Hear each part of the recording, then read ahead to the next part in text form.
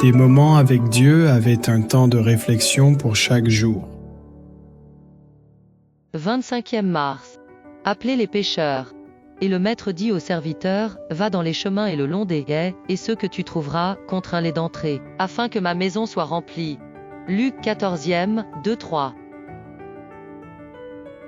Issu d'un milieu chrétien.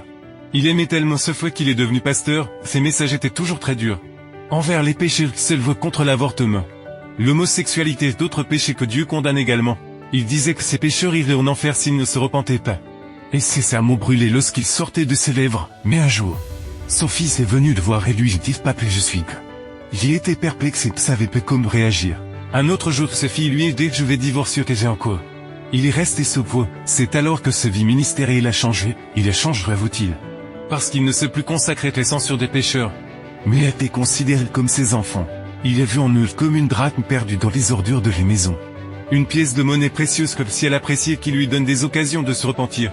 Il comprit que les pécheurs ont une chance de se purifier et que lorsque Dieu purifie, il donne une nouvelle vie pour écrire une autre histoire. Il est compris pourquoi Jésus était l'ami des pécheurs et se tenait de leur côté et conduisant à la repentance.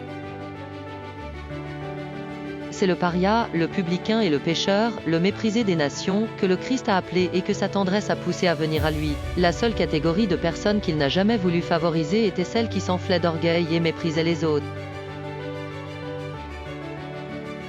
Lorsque vos sucres simples n'a plus besoin d'être purifiés des impuretés, souvent, le chrétien ne voit pas ses propres péchés. Parce qu'il regarde les fautes des autres, si l'on semble être saint, on semble aussi être pardonné.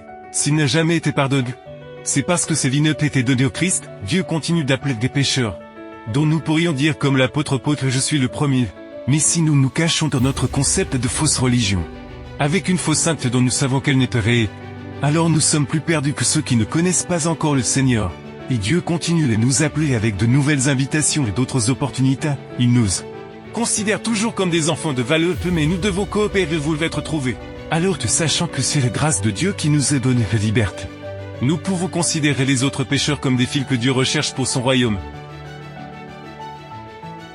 Souvent, ceux qu'il traite avec dureté et sévérité passent par une violente tentation. Satan se déchaîne contre ces âmes, et les paroles dures et impitoyables les découragent et les font tomber dans les griffes du tentateur. Si le Christ habite en nous, nous manifesterons son amour plein de sacrifices à tous ceux à qui nous avons affaire. Lorsque nous verrons des hommes et des femmes qui ont besoin de sympathie et d'aide, nous ne nous demanderons pas s'ils en sont dignes, mais comment nous pouvons les aider. C'est sur le sentier que l'évite de péché, sur les haies de l'affliction que se trouvent ceux qui ont besoin de rédemption. C'est le péché ou le péché ruiné de bonheur, de sa règne. Que doivent surgir ceux que Dieu doit délivrer? C'est eux qu'il faut chercher. Partout les gens souffrent et ont besoin de la paix du cœur. Ce sont les pécheurs que Dieu recherche pour en faire des héritiers du royaume des cieux. Ne gardons donc pas le silence sur leur salut, car nous sommes tous rançonnés. Amen.